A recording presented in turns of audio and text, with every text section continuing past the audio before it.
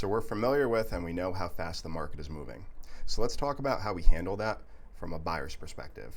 So if you're a buyer right now and you've been out in the market trying to buy a house, you've probably put in an offer on a couple houses and maybe you missed out on all of them. It's fairly normal, and I hear people saying they've been outbid all the time. So there are two very different sides to a transaction. There's the buyer side and the listing side. And what I find is realtors will confuse the obligation here.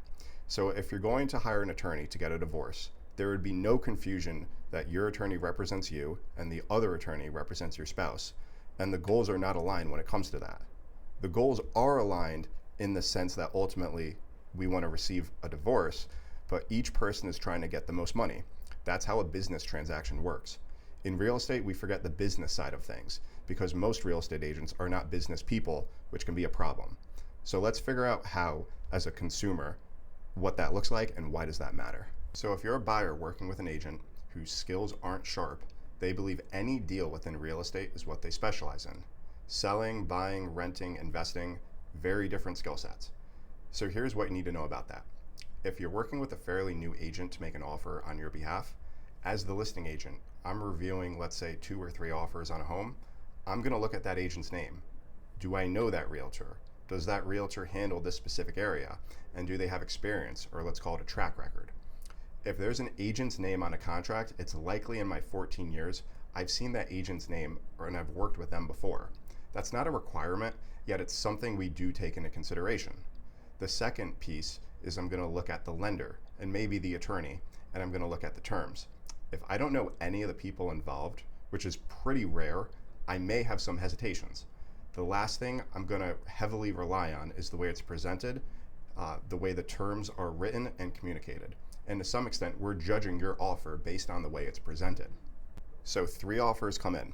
You're the best price, you have the best down payment, you have the best intentions, but you hired the wrong realtor, you have the wrong lender, the offer sheet isn't standard for our area, your agent hasn't communicated professionally. We look at that offer and judge it differently than we would other offers, and now you don't receive a fair opportunity.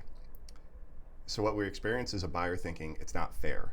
In reality, it's not that business is unfair or set up to not favor people in an equal manner, but the fact of the matter is my job as a listing agent is to be unfair and judge each offer based on the merits I receive, and it's also my job to determine the offer that has the highest likelihood of paying my seller the most amount of money.